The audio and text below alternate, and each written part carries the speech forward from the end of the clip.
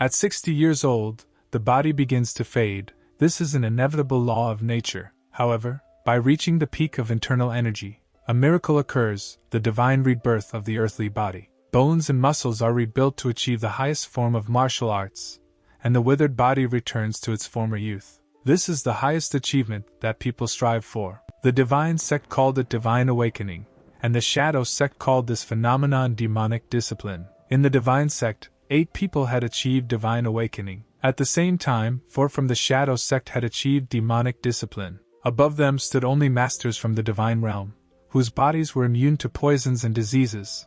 For 1,000 years there was only one among the Murim masters. A traditional tea ceremony took place in one of the palaces, in which a master who had achieved divine awakening asked a stranger what a sword meant to him. He answered him that this was an excellent murder weapon, with sharp edges. However, it is what it is. A martial art is a martial art, a sword is a sword, and morals are morals. Deep in the dungeon, a mysterious demonic rite was taking place. Ban came there to fight the master of the Crimson Awakening. He took off his dragon head shoulder pads. Ban was truly honored by the opportunity given to him. A master highly skilled in sword art could even assess the situation with his eyes closed. Opening his eyes, he saw not only the master of the Crimson Awakening, there were also his comrades there. Ban realized that the new ability of connecting the soul with the undead was being used against him. The master ordered his comrades to surround Ban with a great demonic containment field. The companions' eyes became bloodshot, and they used demonic seals to attack.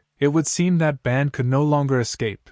1,000 demons attacked him at once, but they forgot that they were attacking a real master of the dark arts. Ban used his famous whirlwind-piercing technique. The basis of the swordsman's energy was inviolability itself. He defeated 1,000 comrades in just one moment after using his ability. Unperturbed, Ban headed straight towards the cultist. He was not afraid of a Ban. He grinned right in the swordsman's face. Is he really going to use this ability right here and now? The enemies defeated by the swordsman immediately rose from the dead, but they were without flesh. Ban found himself in the midst of an ability that was unfamiliar to him. It was an unholy ritual of soul torture. The swordsman felt that the ground beneath him began to tremble. Even such an experienced martial artist could not assess the situation while in free fall. Without hesitation, thousands of necromancers attacked the swordsman again at once. Ban fell. The Crimson Awakening Master looked at his body from the shadows. He took his sword, hoping that it would take away the Ban's power. He was pleased that everything went as he had planned. Using a lightning-fast blade throw,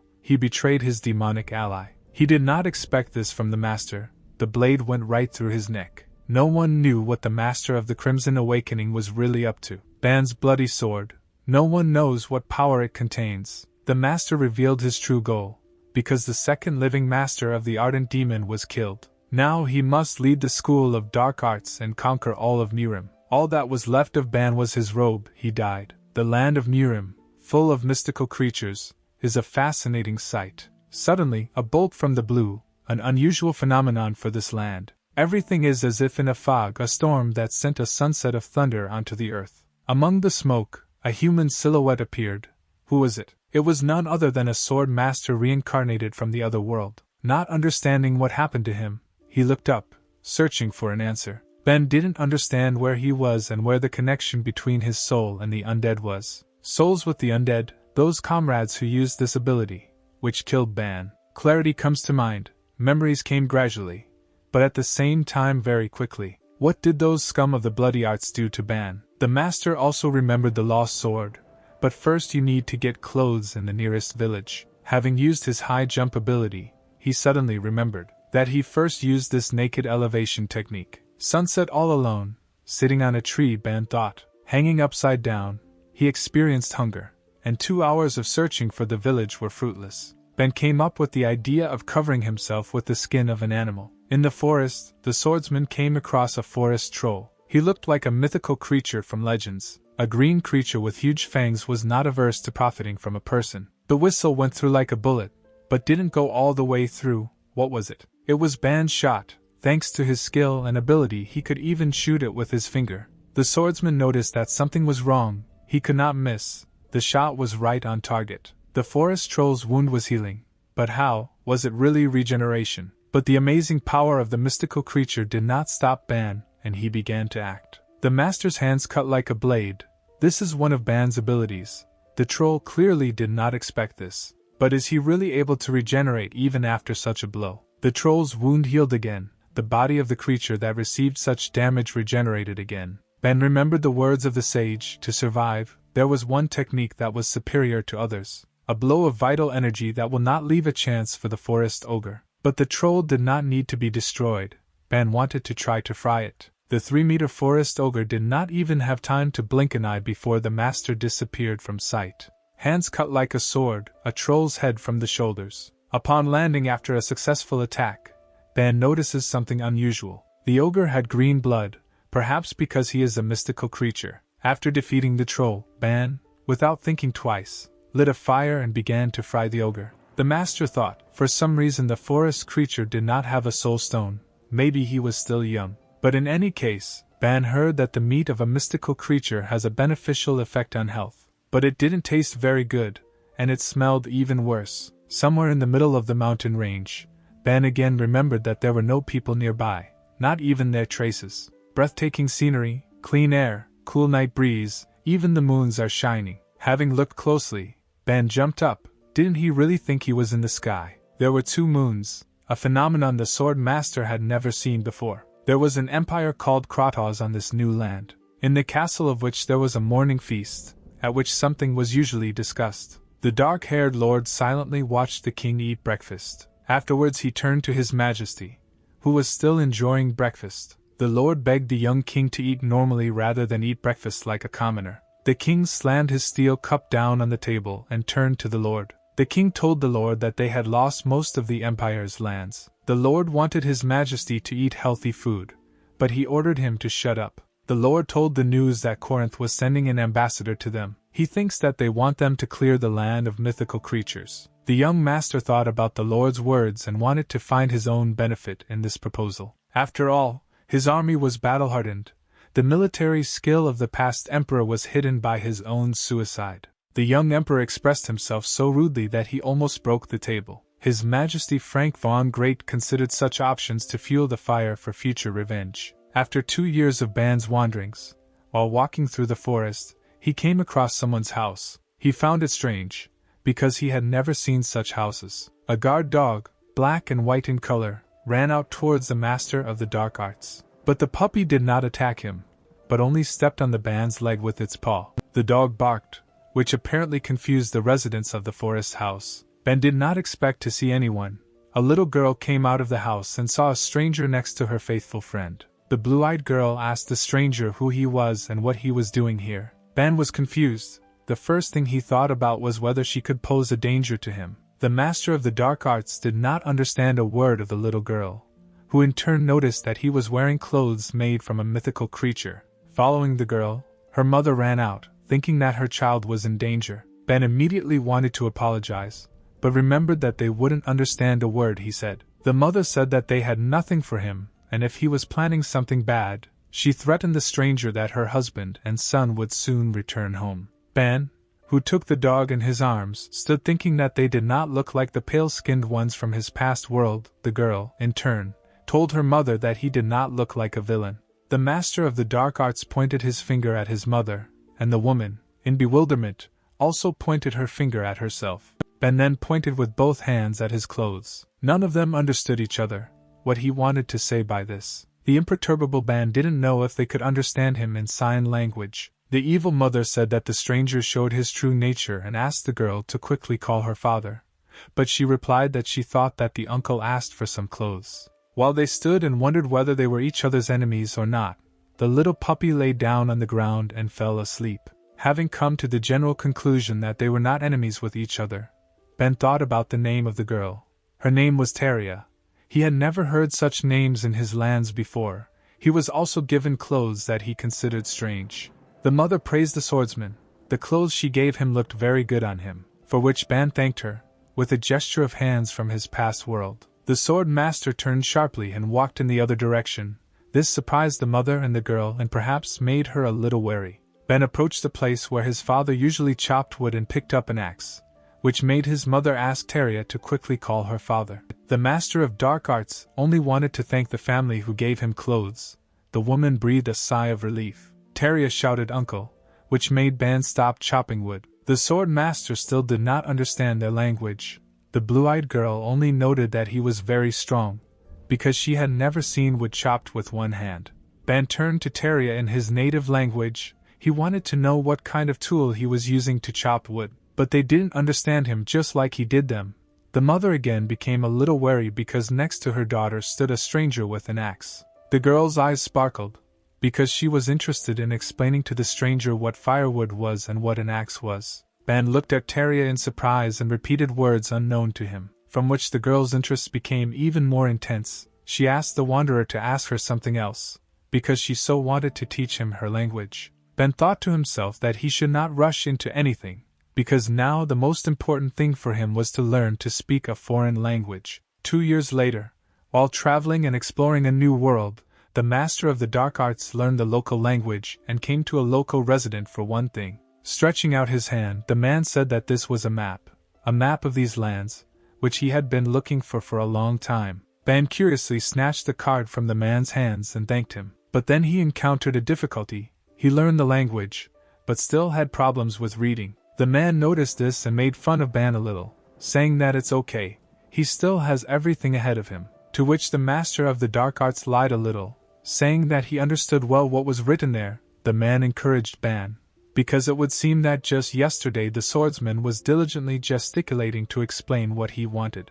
Ban replied that it was all thanks to Mr. Blair's family, because the blue-eyed girl couldn't get enough of talking to him. Ben was chopping wood and thought to himself that not only was this a great map geographically, but there were also unique features of the village. The logs flew one after another, and the master of the dark arts kept thinking about his past, his dark past. Ben must come to terms with the circumstances in which he finds himself. He has no other choice but to accept it. How to accept the fact that he cannot return to Murim only through the technique of great exaltation. Even while thinking, he mechanically continued to chop wood, one of which almost hit Teria, who came too close. Ben told the girl that it was dangerous here, she should move away.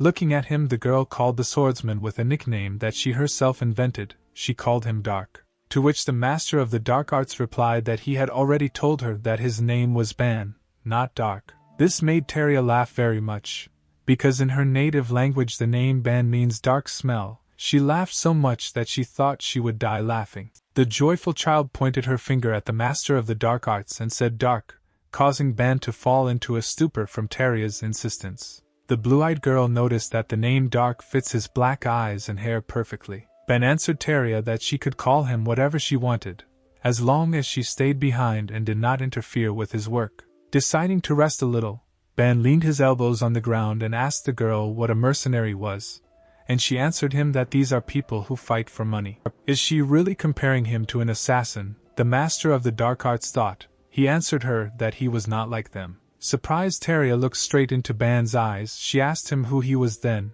if he was not a mercenary or an assassin. Sighing, the swordsman answered the little girl that he was a master of the school of dark arts who only wanted to find his way home. Blue-eyed, Teria said, why don't Ban look for a job in the mercenary guild? The mercenary guild is a place where mercenaries gather, where they receive orders and trade information. Ben thought about Teria's words. He definitely needed to get at least some information in order to return home. And he also asked her how she knew about the mercenary guild. The girl told the master of the dark arts that her brother ran away from home, saying that he would become a mercenary. But his father found him and brought him back. This story made Ben laugh very much. The king inspected his lands from the highest point of his castle, but suddenly he notices that one of his subjects is heading towards him. It was Captain Ragnar. Perhaps he came with good news. He asked the king not to worry. The young ruler replied that he could not calm down, because he needed to send 2,000 palace maids to the needs of the Corinth. From what was said, without noticing it, he bit his lip very hard, because these were his people. The captain replied that all they could do was increase their combat power in order to resist the Corinth. The king's anxiety would only increase if the ruler thought about such mundane problems as this. Angry, the emperor asked Ragnar if the maids were ready to leave. The captain replied that in a week they would be delivered to the Corinth. Do not forget that there was such a case that 10 years ago the Corinth kidnapped the maids and demanded new ones. The captain asked the king to be calm, because he would lead the escort. Looking to the side, the emperor and Ragnar noticed a silhouette walking towards them. It was Lord Tozer. They were wondering what news he came with. Bowing his head down, the Lord said that he had failed the task given to him. The Emperor noted that this was the 5th time the Lord had failed in his task, and also asked if the Anfiro's journal was of any use. The Anfiro's journal does not contain information about the Axion of the past, only a little about its research. The kingdom knows the theory, but they cannot yet do detailed experiments. However, the Lord said that 90% of the theory is already ready. He will do his best to fill in the missing 10% of the information. Turning to the Emperor, the Lord begged to give him a little more time to study, to which the king replied that he would give him one last chance. The king still has hope in his eyes that with the help of this artifact he can provide a better life for his empire. For Mr. Blair's family, the news was not so happy. Ben decided to leave. Mother and children were very saddened by this event, because they had become so close lately. Stretching out his hand to shake hands with the head of the family, the master of the dark arts jokingly asked for forgiveness for being a burden all this time, to which Mr. Blair replied to Ben that he was mistaken. He had become part of the family for them, and he could always return no matter what happened. To which the master of the dark arts replied that he learned the culture of this world, and this brought him great benefit. During the farewell process, the son asked his father for permission to go on a journey with Ben, because the boy still had an unfulfilled dream of becoming a mercenary, to which the head of the family threatened the boy that if he ran away again, he would rake in twice as much as before, to which the boy replied that he was missing the best chance in life, to become not a simple farmer, but a mercenary. Ben, who got down on one knee, did not forget to say goodbye to his noticeably grown four-legged friend, who even shed his stingy dog tear in farewell. A small blue-eyed girl walked up to the swordsman and grabbed his clothes with one hand. Sadness was evident in her eyes. Taria said that her beloved Dark would regret leaving, because if he stayed and waited a few more years, he would have a sweet bride. It seems that Ben has never been so embarrassed in his life as after what the little blue-eyed girl said. The master of the dark arts told her that, unfortunately, their age difference was too big, and he also did not want to be beaten by her father. Finally, Ben said that he did not know if they would meet again, but he would never forget her. After all, Taria was the one who gave the swordsman his name, Dark. The master of the dark arts patted the little blue-eyed girl on the head, who in turn burst into tears from the grief of the upcoming separation. The head of the family and the mother and the dog silently watched one of the family members leave. The four-legged one even somehow waved a handkerchief to his departing friend. There is no turning back, Ben thought to himself, and began to walk away little by little, but with a confident gait. The dog barked at the top of his voice, the children waved their arms and shouted after their departing friend. The head of the family and mother froze in place and silently looked at their son, one might say, leaving. Ben turned for the last time to his family, who helped him in any way they could. But he has a long way ahead, his main goal being to return to Murim. When leaving, Ben also duplicated the gesture with his hands, which in these lands meant farewell, after which he turned around and continued to wander on his long journey. It was night, the sky was covered with the twinkling of stars. In the sky there was also a rare phenomenon for this world, when the second moon had not yet had time to join the other, because in these lands there were two of them. In the darkness of the night, a silhouette can be seen sitting by the fire, waiting for dinner to be prepared. Suddenly, unexpectedly, in the bushes of pitch darkness, red, as if bloodshot, eyes began to glow. Having waited for the delicacy to be prepared, the swordsman immediately began to eat it. Still, noticing that he was being watched, Ben did not show any sign. His senses and vision never failed him. At that very second, the enemy appeared before the master of the dark arts. They were werewolves, with huge fangs and claws, thirsting for only one thing: fresh human flesh. Possessing only one thirst for blood, the werewolves decided that the swordsman would be an easy target for them, and immediately went on the attack. Ben was ready for anything, but he clearly did not expect such speed from a mystical creature. The enemy was very fast. After successfully dodging the enemy's attack with his elevation ability, the master finally understood why people always avoid this mountain. The master of the dark arts assessed the situation and decided to launch a counterattack, using his famous striking hand technique. He clearly caught the beast off guard with his powerful attack. But at this stage of his journey, the swordsman already knew that mystical creatures have regeneration. Unperturbed, Ben gathered together all the power of dark energy for the final attack. The regenerating beast, which clearly failed to assess the situation and the abilities of the one it attacked, could only rely on its instincts to growl and bare its fangs in the face of the enemy. With a slight movement of his hand, Ban, who had accumulated the energy for the attack, left a shining mark in the form of a palm on the beast's chest, which was fatal for the werewolf. The rest of the mystical creatures clearly did not expect this, watching as their leader flew away a couple of tens of meters. The beasts roared their war cry in hopes of intimidating the sword master. Ban, in turn, only thought about what a good mannequin would be for the school of bloody arts. The beast could even make a good carpet. Noticing that the man was not the least bit scared, the mystical creatures seemed to read his thoughts and rushed away, abandoning their dead leader. The evil master, looking towards the fleeing creatures, did not understand what the point was in attacking him, because he only dropped the freshly cooked meat in vain. Gritting his teeth, Ban picked up the body of the dead werewolf, because why should something good disappear? This beast also looks good on a flaming spit, Ban thought.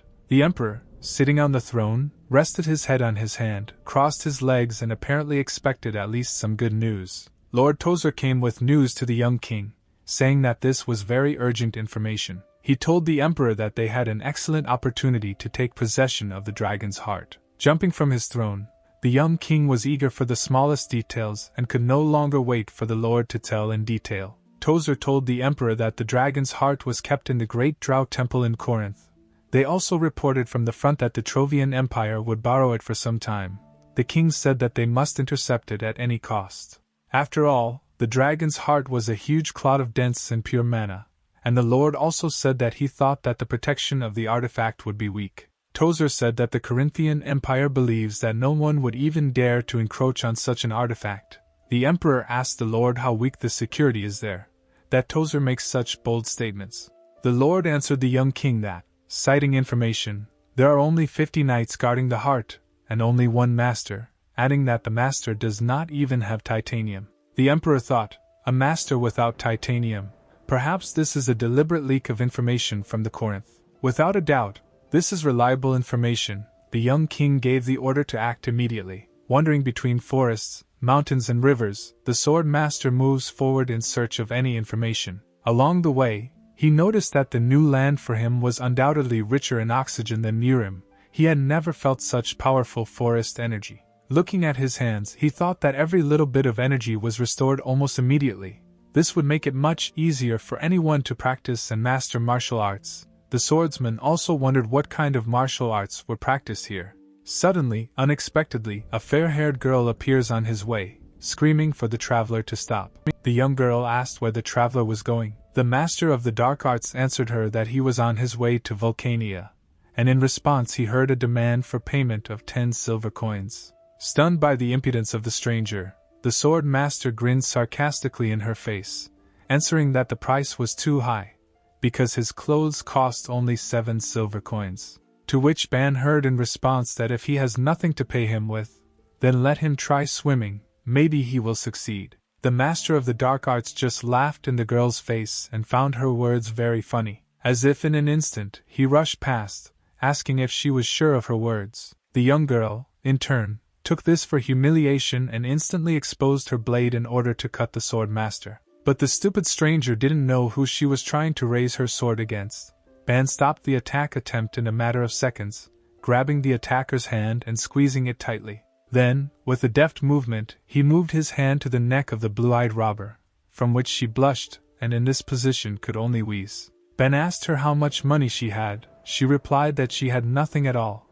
That's why she was robbing. But the sword master made it clear with just one glance that he did not intend to listen to lies. Very frightened, the stupid girl only had time to wonder what the dark-haired wanderer would do to her. Staring furiously at her own helplessness, the bound robber, left without part of her clothing, kept nagging Ban with her gaze. Not a bad catch. On the way to Vulcania, Ban thought, these clothes are probably worth something. Also, he did not ignore such a trophy as a sword. Perhaps it will remain with him. The girl can only think about her actions, because she couldn't even do anything.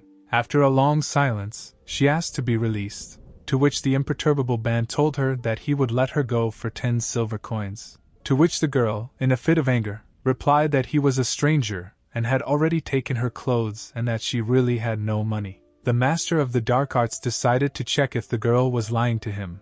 With one hand he lifted her up, starting to shake her, in an attempt to hear the clink of coins. But she actually didn't have any money. To which the unshakable Ban replied that since there were no coins, he would have to swim.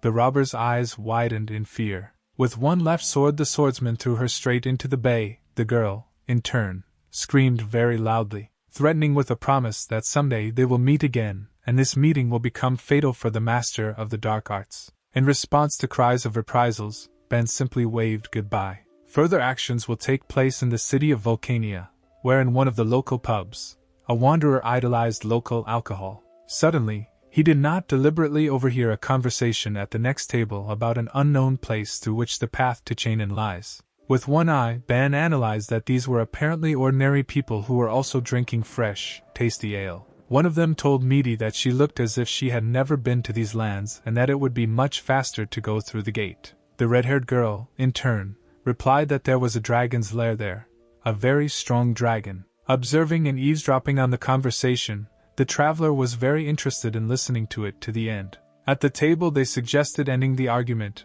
and continuing to enjoy the fresh drink. The guy in the red robe asked his friend if he had ever seen dragons before. After a pause, the swordsman nevertheless dared to ask the company opposite if he had misheard that they were heading to Chainan. The answer was positive. One of them asked how he could help the stranger.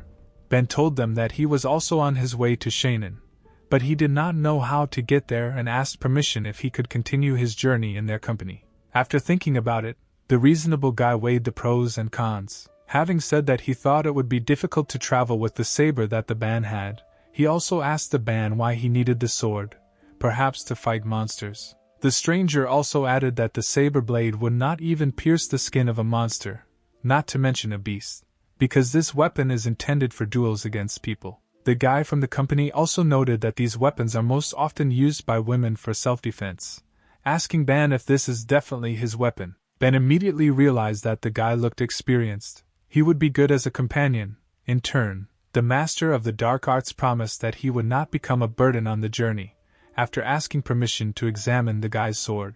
The guy did not refuse the wanderer's request and handed him the sword, but something alerted Ben. The master of the dark arts saw something particularly familiar in the sword. The guy noted the dark-haired traveler's good observation skills, asking him how he realized that this sword was magical. The stranger's words misled Ben. He did not quite understand what he was talking about. Having become like an idol, the swordsman, who is a master of the dark arts, turned to the company with the question of what a magic sword is. The guy looked at him and asked the stranger a question if he really didn't know what kind of sword it was. Ben explained that before this he lived in a village and with eyes full of curiosity, asked for an explanation. The answer was as simple as possible, because it is a weapon that can use spells. Adding to the answer, the guy also said that you can use it exclusively for spells with which the sword was enchanted, and it also absorbs a large amount of mana.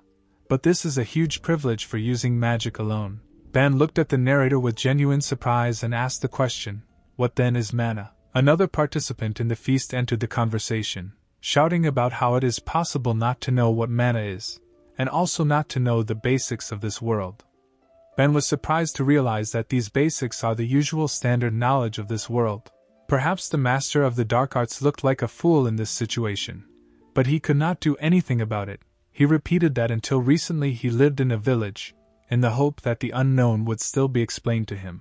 The second guy who got into the conversation was called Gaston. He asked in which village the wanderer lived. Ben told him that the village was located behind Mount Trebark, which made the green-haired guy succumb to surprise. Both guys assumed that the wanderer was not lying to them. If he really lived in such an abandoned area, then his ignorance was not surprising. There was also a request addressed to Gaston to explain the basics to the traveler. Gaston, wide-eyed, began to explain that mana is the source of energy that moves this world.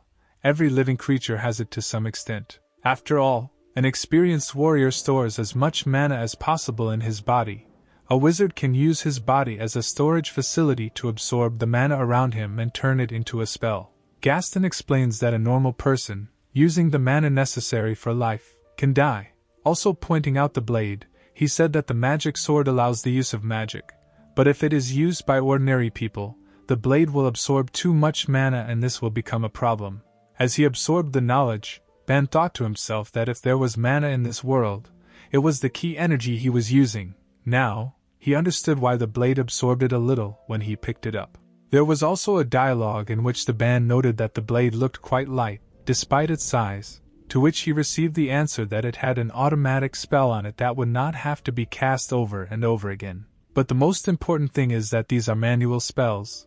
The guy extended his hand with a magic sword to the Banu, offering to try to cast the fire blade spell. Taking the blade in his hands, Ben cast the spell the guy had said. The surprise of the master of the dark arts knew no bounds. The sword immediately became red hot. It was something incredible, the band thought.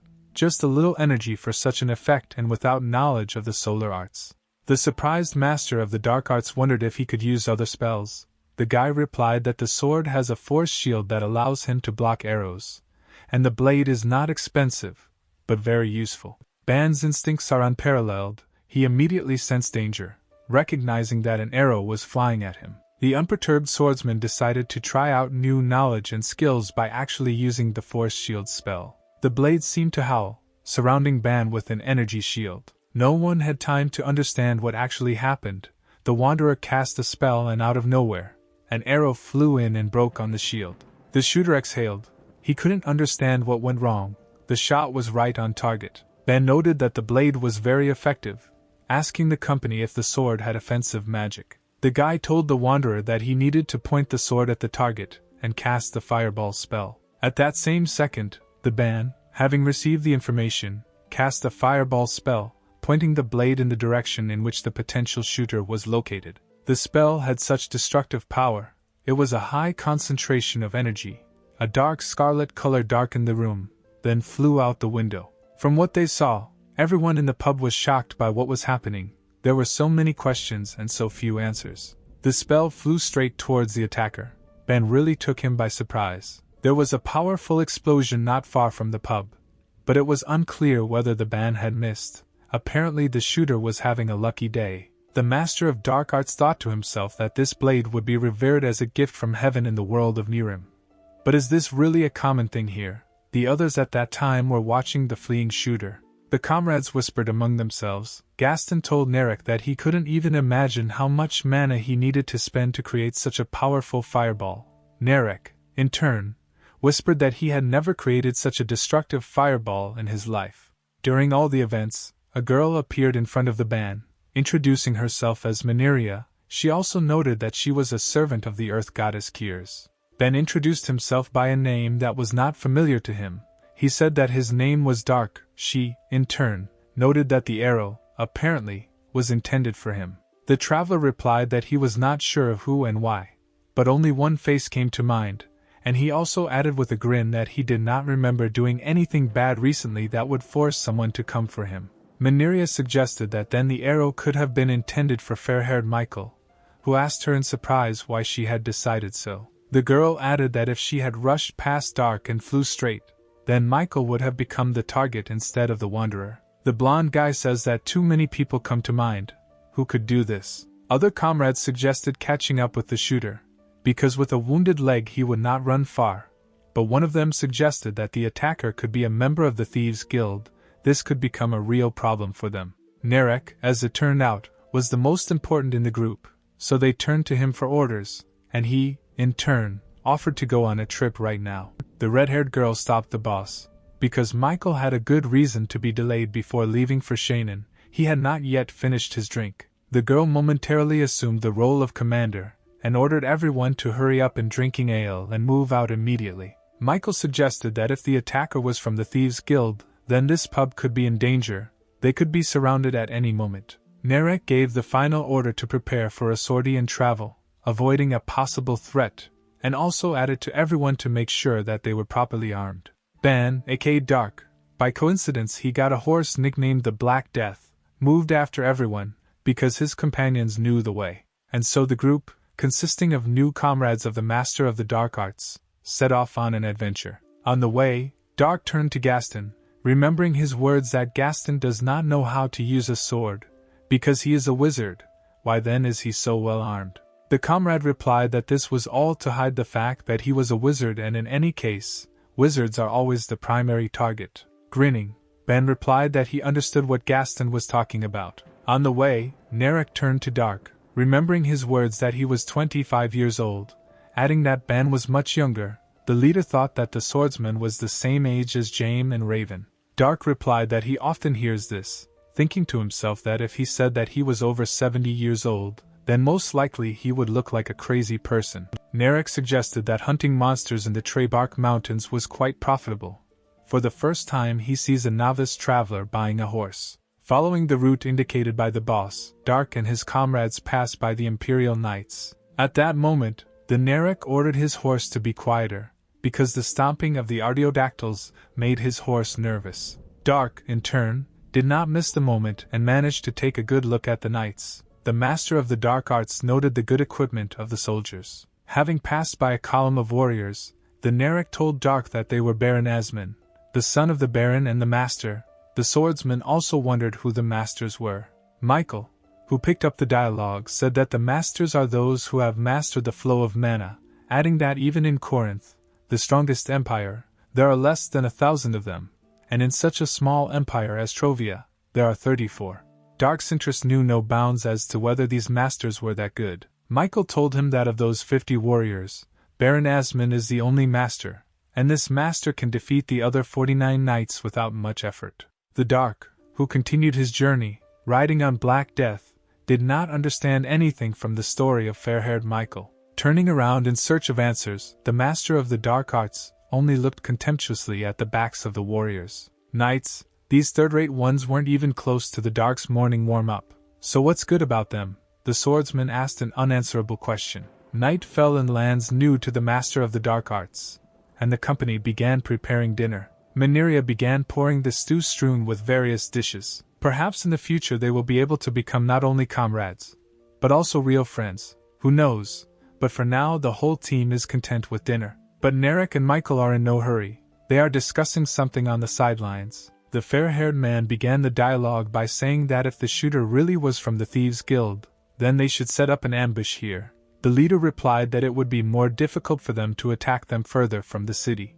Continuing the dialogue, the Narek noted that if the enemies come, then today, starting tomorrow, the leader plans to turn off the main road, but they will bump into monsters. Their dialogue was interrupted by Mineria, who called them to dinner.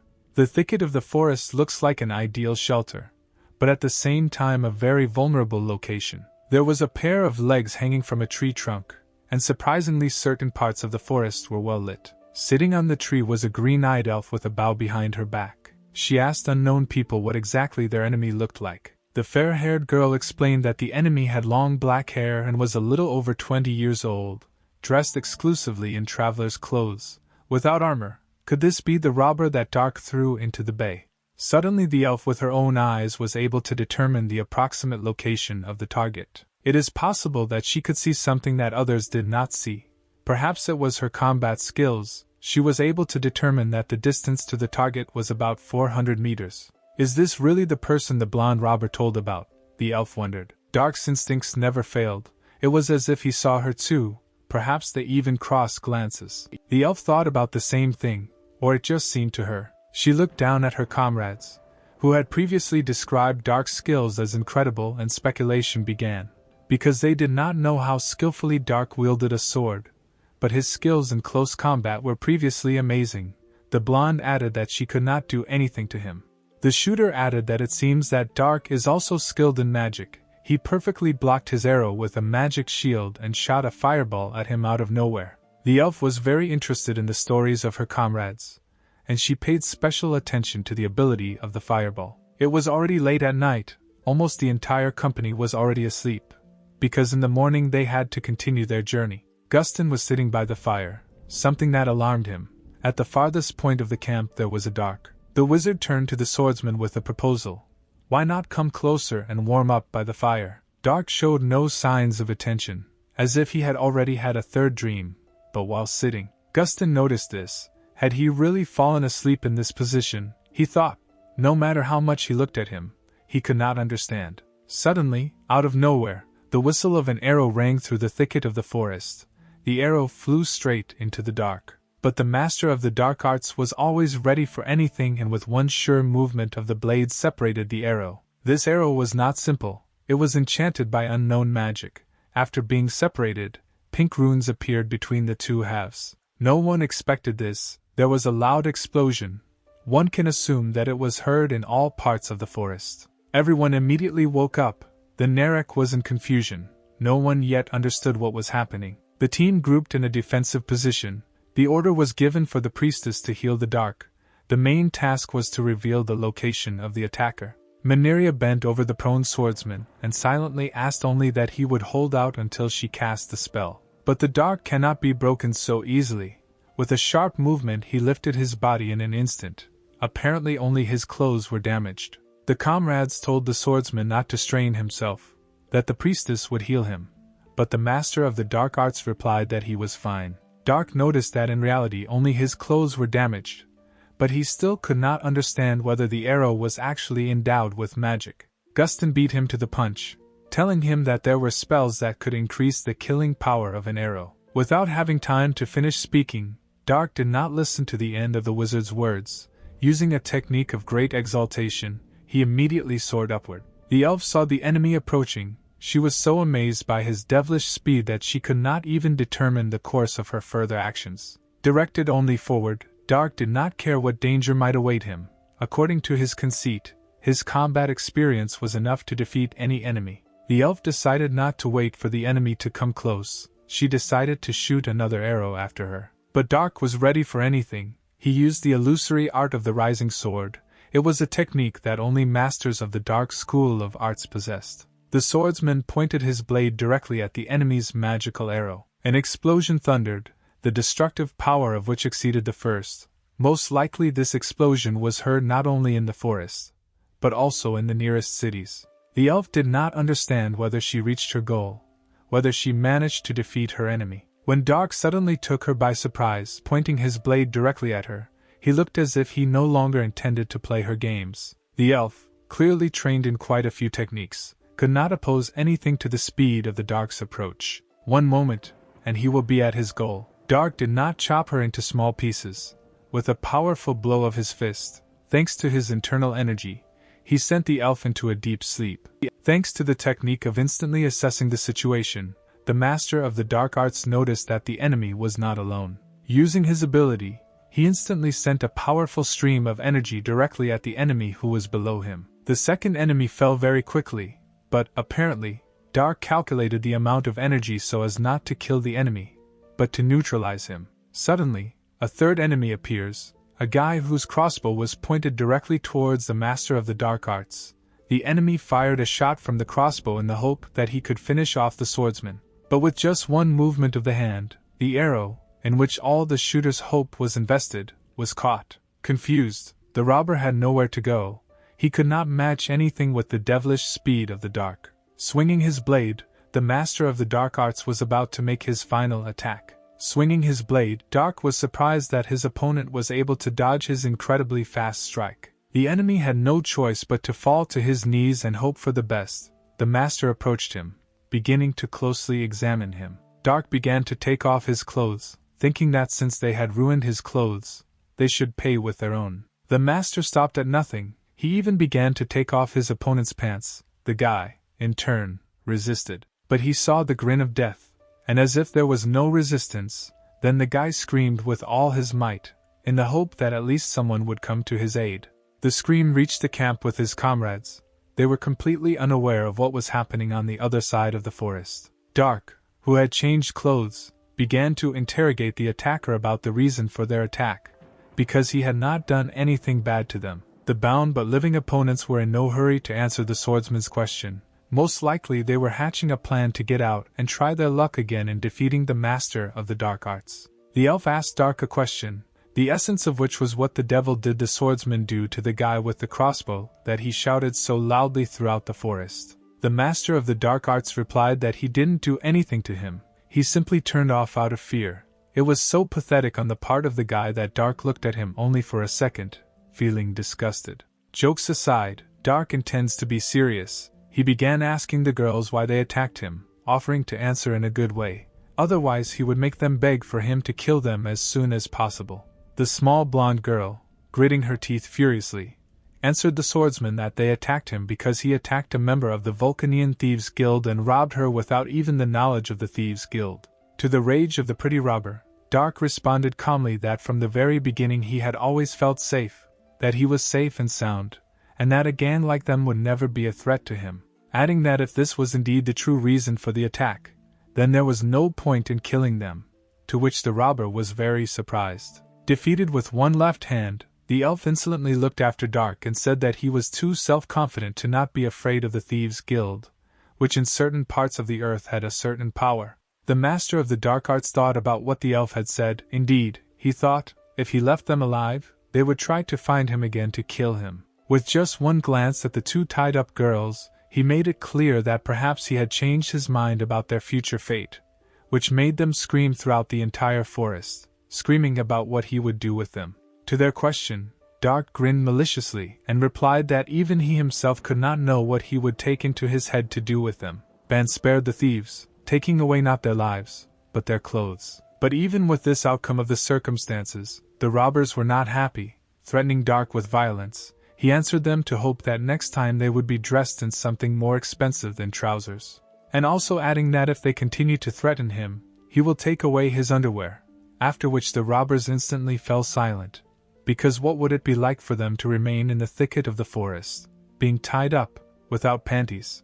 Dark also took the horses and set off towards his camp, but the green-eyed girl still couldn't calm down, saying to herself that she would definitely kill the swordsman someday. The elf, thinking for a long time about what had happened, suggested not to try to kill him in the future, to which the enraged robber asked her how she could say such a thing, because the dark had discredited their honor and dignity. The elf added that the dark is too strong. Revenge, of course, is good, but to face the truth, it is beyond their strength. Remembering just one look from the master of the dark arts, she felt uneasy, and in the end she asked the robber a question about what kind of honor and dignity a thief could have, continuing to say that if she wanted revenge so much, let her continue.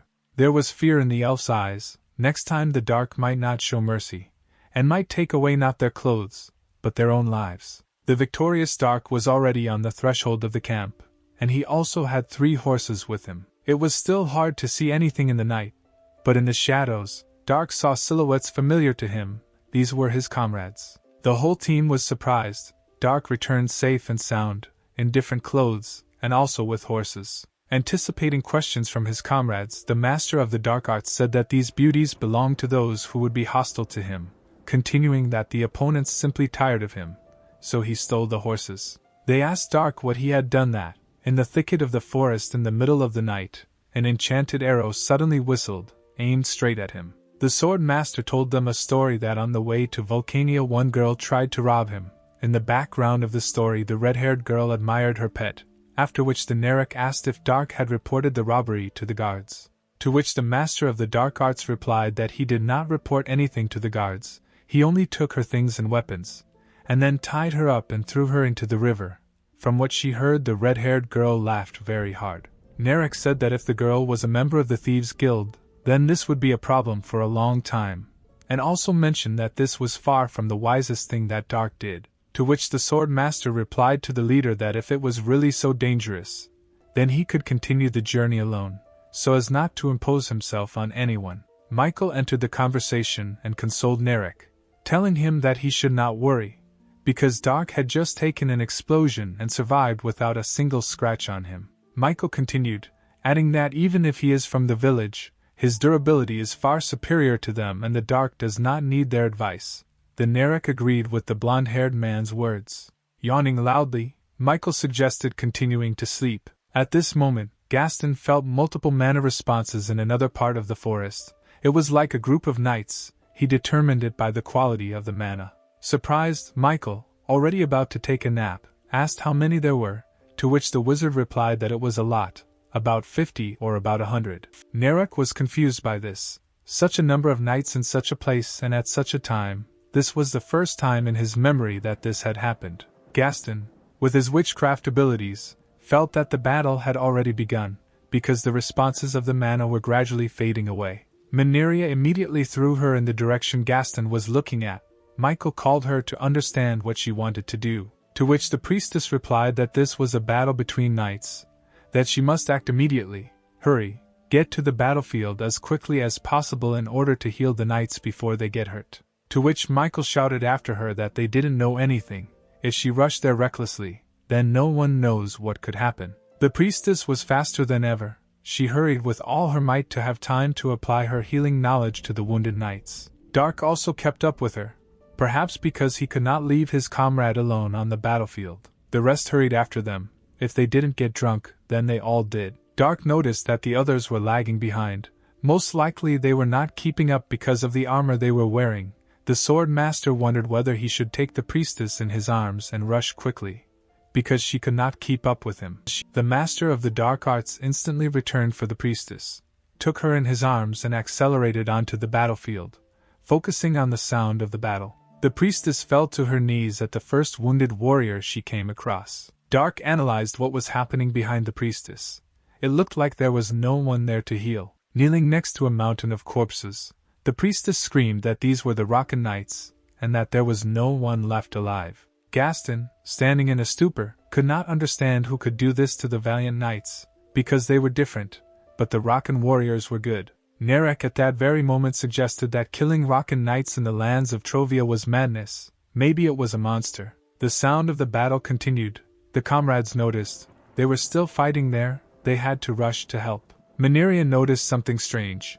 Looking at the mountain of corpses and equipment, it really didn't seem to her. Among this whole mountain of corpses, the green-eyed priestess also noticed one of the leaders of the knights. It was the dead Sir Alex Sedmian, whose eyes were filled with fear before his death. Suddenly, a silhouette appeared in front of the priestess. Undoubtedly it was a warrior, but it was unclear what clan he was. The warrior standing in a blue cloak with a huge blade looked contemptuously at the young priestess. Apologizing, he said that there should be no witnesses on this battlefield, and swung his huge sword at the defenseless Manhwa. Narek looked straight into the eyes of the enemy who dared to swing at the girl without a weapon. His rage knew no bounds. He used advanced fireball magic to take the enemy by surprise, while the swordsman who swung at Manhwa did not expect to see magic on the battlefield.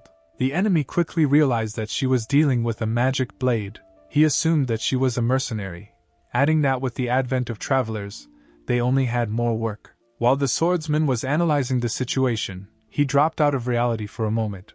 When he came to his senses, his gaze fell on the wizard. It was Gaston, who couldn't just sit back, somewhere on the sidelines. Mustering up his resolve, he came up with a plan. The enemy knights quickly realized that there was a wizard on the battlefield, and this could well affect the outcome of the battle.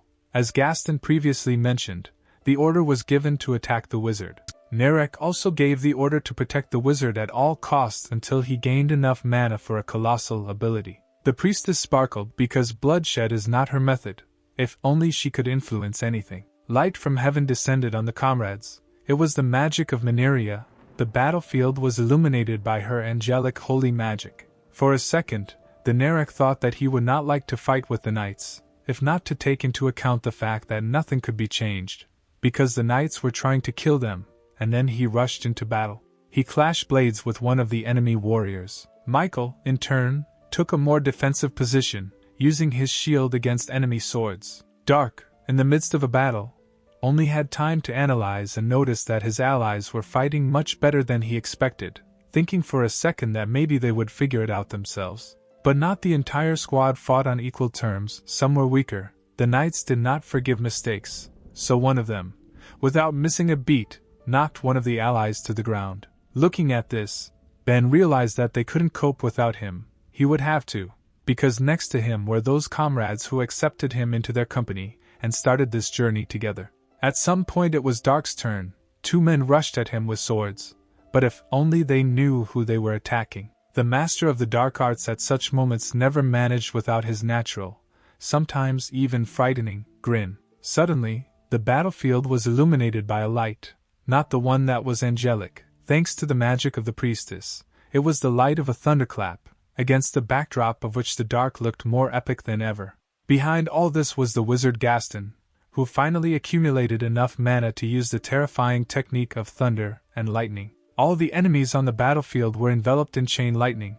The discharge was so powerful that it made no difference whether it was a natural phenomenon or the magic of a sorcerer. Its power was amazing. The opponents, hit by the divine chain lightning, did not even have time to blink an eye before they immediately evaporated. Gaston asked the Dark to buy him the maximum amount of time. Apparently he needed to recharge. To the wizard's request, the sword master replied that magicians are quite useful if they have a protector. The sorcerer can rely on him. Not realizing their own helplessness, the remaining knights did not stop trying to attack the master of the dark arts. But these attempts were in vain. There was a powerful explosion. It was none other than the famous fireball ability. She was released by Gaston, who was under the protection of the dark. From the outside one could say that this was absolute protection for the sorcerer. There was rage in the eyes of the knights. They were driven by revenge, because the battle did not last so long, and they were already suffering heavy losses. But no matter how many times they tried to attack the master of the dark arts, each of their attempts was unsuccessful. The dark pierced through the enemy soldier with one slight movement of his hand. The half-dead knight hanging on the blade of the sword master most likely did not even have time to understand anything. This was evident from his empty eyes. It is possible that in the end, he did not even understand why he died. At that moment, when the opponents looked around and tried to understand at what colossal speed they were suffering losses, none of them could even think that he was next on the death list. Thanks to the devilish speed of the master of the dark arts, he felt like a god on the battlefield. Because no one could resist him, he could easily be behind the enemy in a matter of moments to inflict fatal damage.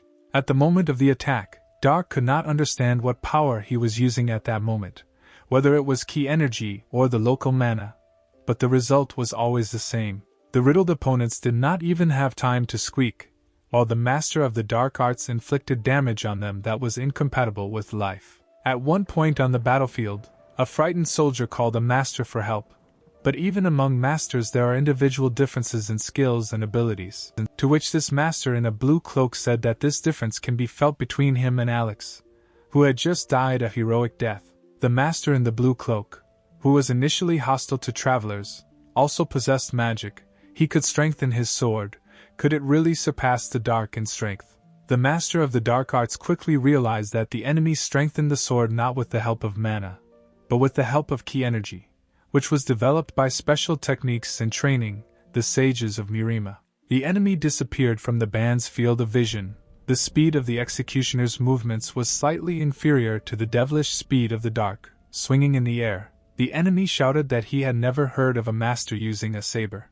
The master of the dark arts could expect any action from the enemy based only on his combat experience. And naturally, Dark's invincible grin is to catch the enemy off guard, or he really is that confident in himself. The enemy noticed the band's smile, while delivering his signature blow, as if a guillotine was descending on a person's head, not seeing any obstacles and crushing the earth. But what a surprise the big executioner was when, after his counter-offensive, only a small fragment in the form of a handle and blade remained from his blade. With one sure swing of his sword, the master of the dark arts repels the enemy's attack.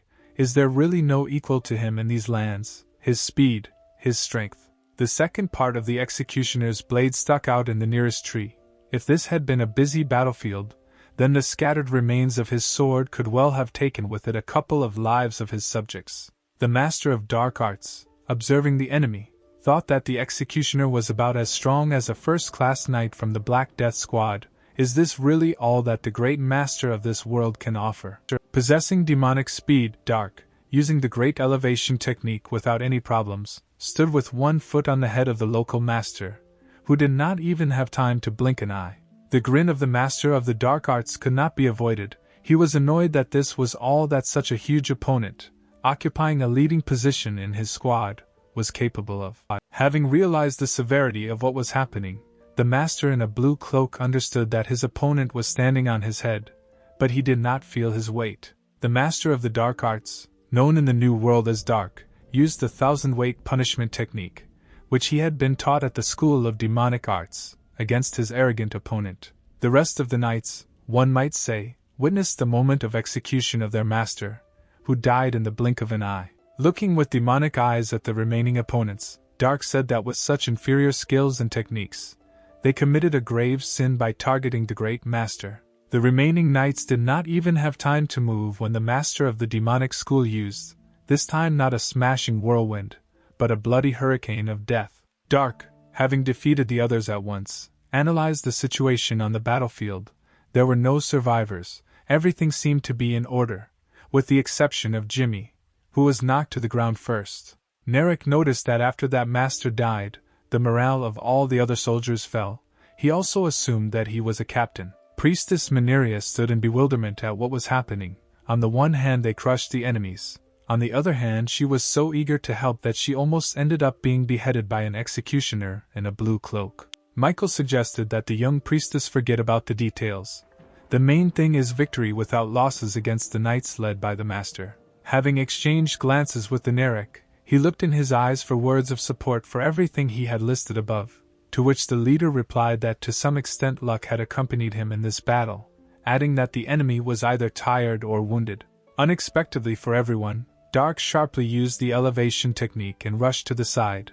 No one understood the course of his actions. As it turned out, apparently, there was still one last enemy left. He was casting some kind of unknown mana, as if it was not local mana. Rushing into battle, the master of the demonic school was not afraid of anything, but it would be worth being careful with sorcerers until it became clear what technique the enemy was using, because in this battle Gaston distinguished himself from others with his skills and proved that sorcerers are not to be trifled with.